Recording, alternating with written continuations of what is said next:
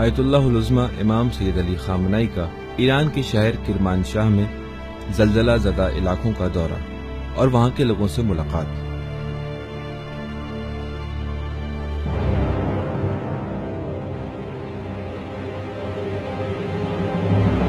نہیں معلوم کیسے، لیکن میں زمین پر گر گیا۔ جب انسان زمین پر گرتا ہے تو دوبارہ اٹھنا مشکل ہوتا ہے۔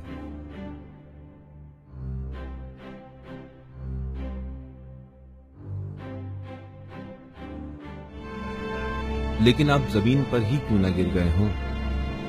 جب پتہ چلے کہ ایک خاص مہمان آپ کے پاس آنے والا ہے تو آپ ہر صورت میں میزبانی کے لیے تیاری کرتے ہیں، اور اس بات کا اندازہ آپ ان انتظار کرنے والوں کی آنکھوں میں دیکھ سکتے ہیں۔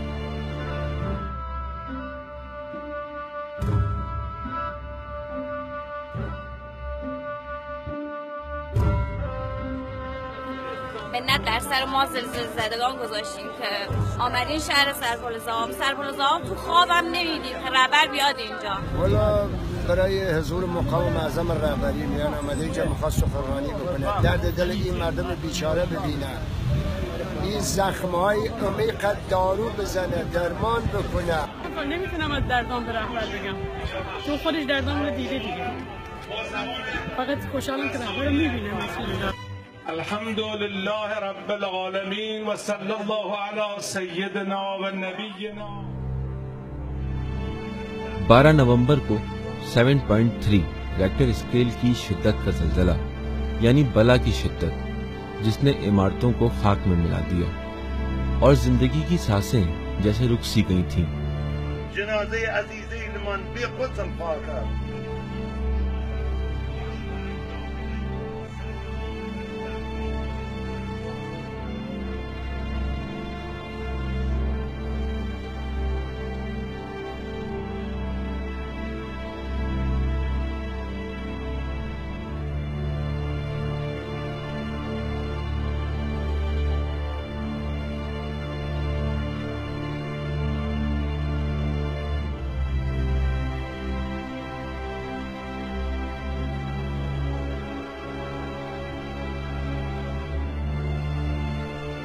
پورا شہر بے گھر ہو گیا تھا اور لوگ اپنے تباہ شدہ گھروں کے ملبے پر بیٹھے اپنے قدیمی دوست اور یاور کے منتظر تھے کہ جو آئے گا اور کہے گا، اٹھو میرے بھائی، کھڑے ہو، مل کر دوبارہ سب بنائیں گے۔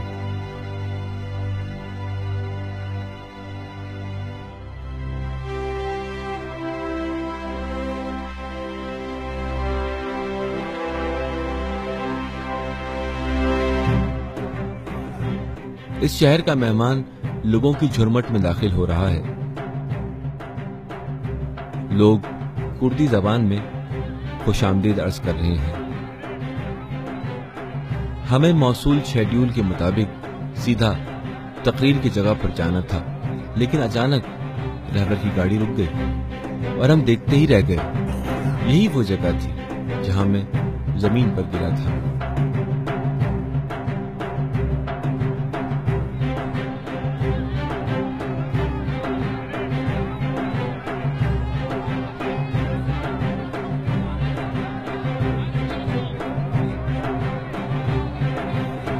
کاش زلزلہ نہ آیا ہوتا اور یہ تباہ شدہ ویرانہ میرے کیمرے میں محفوظ نہ ہوتا۔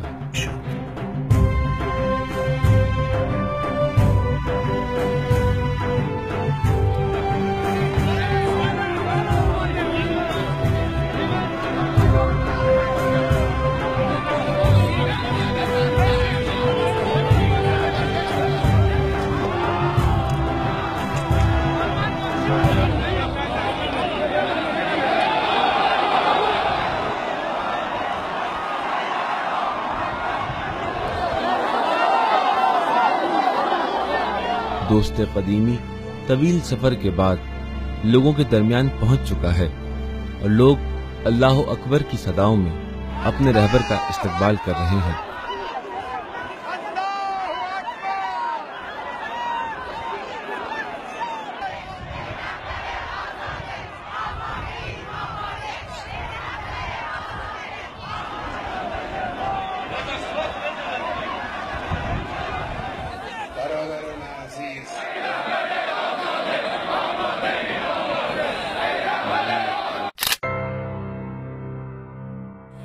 برادران عزیز، خواهران عزیز،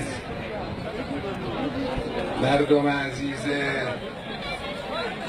منطقه سرپل ذهاب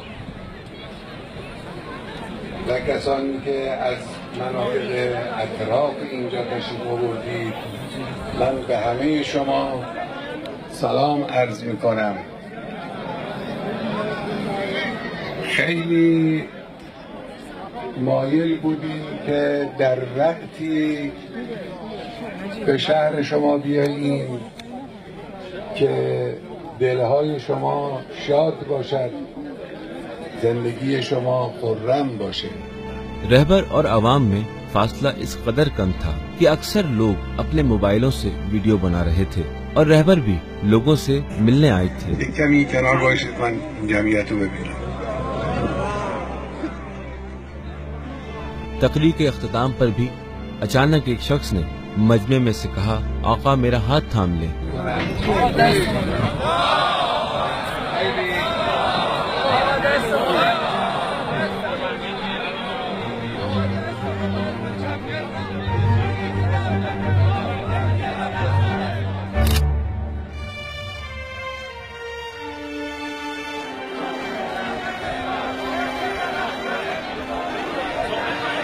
السلام علیکم ورحمۃ اللہ وبرکاتہ.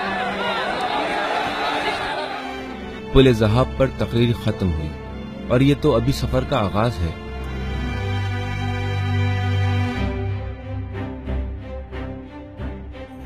محکمہ موسمیات نے پیشن گوئی کی تھی کہ بارش کا قوی امکان ہے، لہٰذا میں نے بارش سے بچنے کی پوری تیاری کر رکھی تھی. یہاں تک تو میرا سفر بہت اچھا گزرا تھا، لیکن دل پریشان تھا کہ اگر واقعی بارش ہو گئی تو ان بے گھر لوگوں کا کیا ہوگا.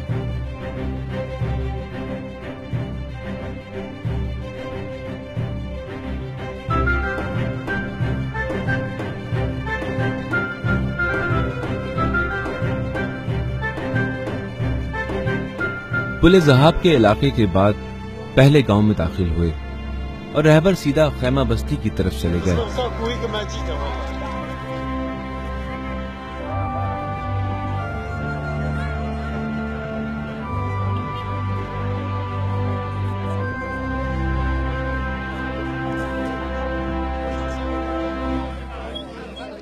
رہبر خیموں کے سامنے سے گزرتے ہوئے ایک ایک خیمے پر رک رہے تھے اور انہی خیموں میں سے ایک خیمے میں موجود ایک بوڑھی خاتون سے احوال پرسی کرتے ہیں اور سب سے پہلے ہم کیمرہ مینز اور فوٹوگرافروں کو جو خیمے میں جوتے سمیت داخل ہو گئے تھے باہر نکلنے کو کہتے ہیں.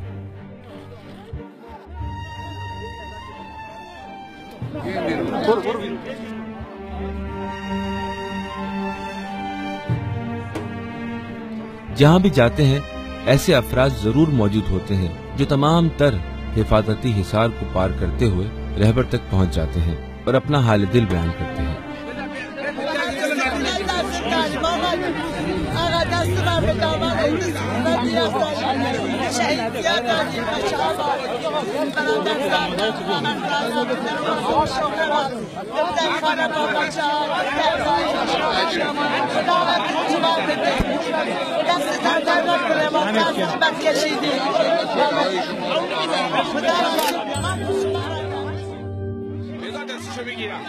اولین افتخار واسه جامعه ما، واسه دهستان ما که تشریف آوردید.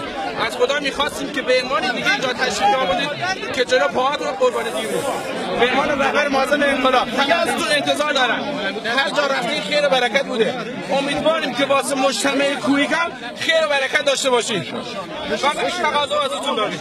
بسم الله الرحمن الرحیم. به همتون سلام عرض میکنم. از خدای متعال برای خانواده های داغدار این روستا و این بخش طلب لطف و رحمت میکنم.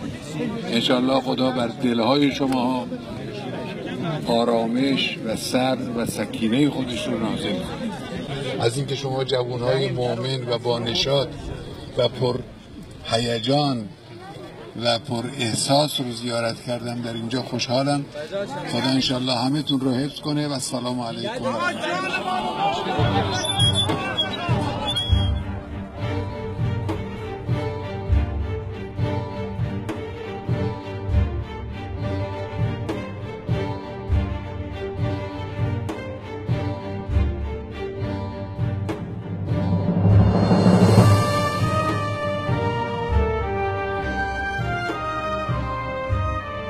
हर गांव दूसरे गांव की निस्बत एक जैसा नजर आता है और लोगों में दीदारे रहबर का शौक व इश्क एक जैसा ही है।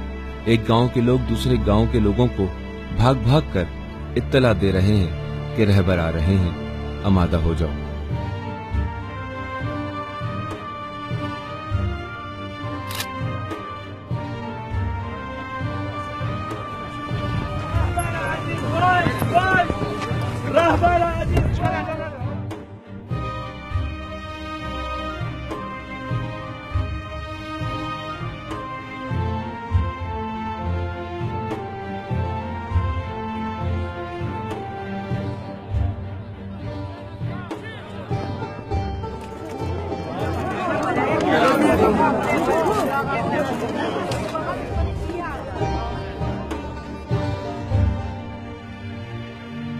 من دیدم این چادرها رو، پرسیدم پلاستیک دادن برای چادر؟ گفت بله پلاستیک. اون خانومی که ازش سوال کردم من توی یکی از این چادرها، گفت بله پلاستیک دادن. بعد من خودم از این سوال شرمنده شدم. خیلی خوب، حالا پلاستیک دادن، مگه پلاستیک معجزه میکنه؟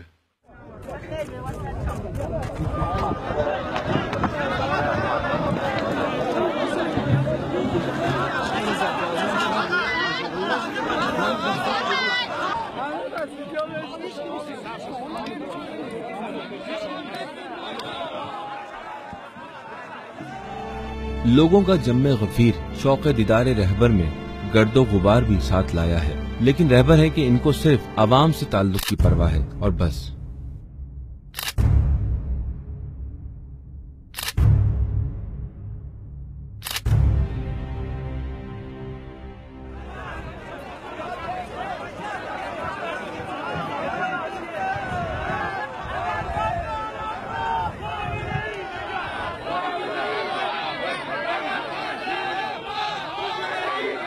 رهبر از جنس خود ماست، از مردمه. اینه که مردم میان باش احساس همدردی میکنن، ازش میخوان چیزی که میخوان، میدانن که رهبر واقعا جوابگو هست.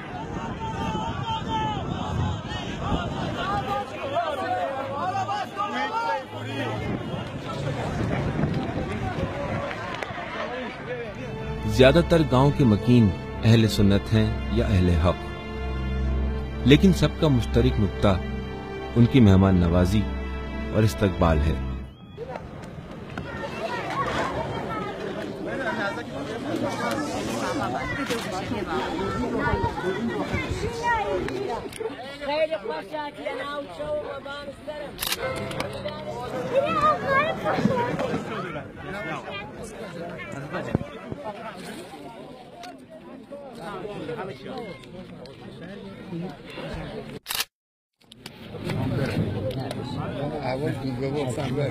دور آوردی شما خوبی خود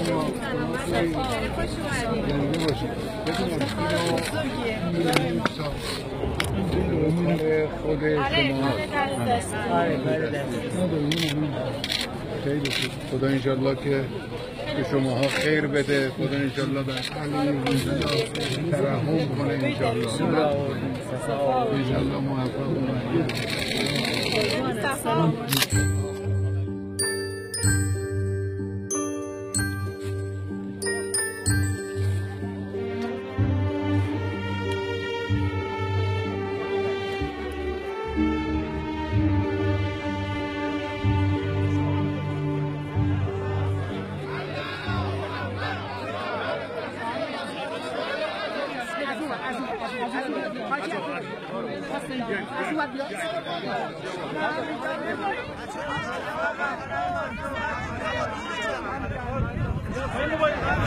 خداوند انشاءالله شما برادران و خواهران عزیز که اظهار لطف کردید و نسبت به این برادر خودتون نسبت به این اظهار محبت کردید، از این تشکر میکنم. امیدوارم که خدای متعال در عوض مشکلاتی که در اثر زلزله بر شما فرود آمد و نازل شد، خداوند لطف خودش رو، رحمت خودش رو در شما نازل کنه. ما هم بتونیم انشاءالله به وظایفمون در قبال شما عمل کنیم. وظیفه ما سنگینه. انشاءالله خدای متعال به ما هم توفیق بده بتونیم وظیفمون رو نسبت به شما انجام بدیم. من با آمدن اینجا خواستم اظهار همدردی خودم رو به شما عرض بکنم. ما با شما همدردیم در این مصائب، در این بلایا. شما تنها نیستید، ما هم با شما هستیم و امیدواریم که انشاءالله خدای متعال به همه شما ها لطف و رحمت کنه.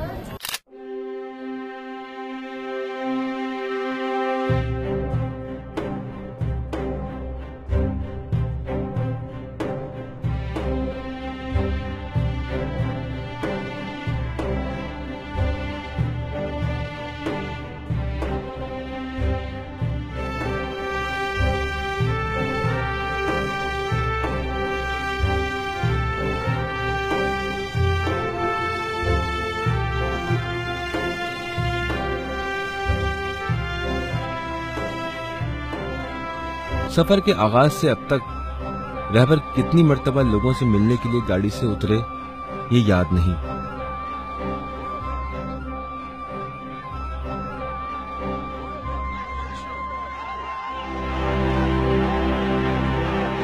این روستا رو از اول خیلی بهتر و آبادتر بسازه و انشاءالله زندگی شما رو شیرین کنه.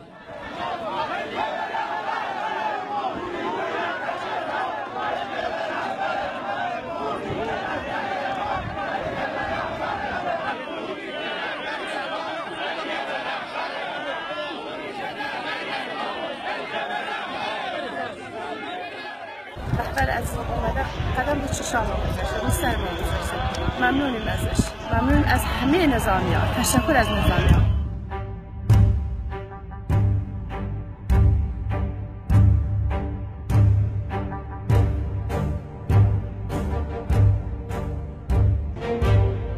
ما رفتیم داخل چادرها، بعضی از چادرها رو هم دیدیم. فرض کنید چادر 2x3، 2.5، 3.5، 3x4.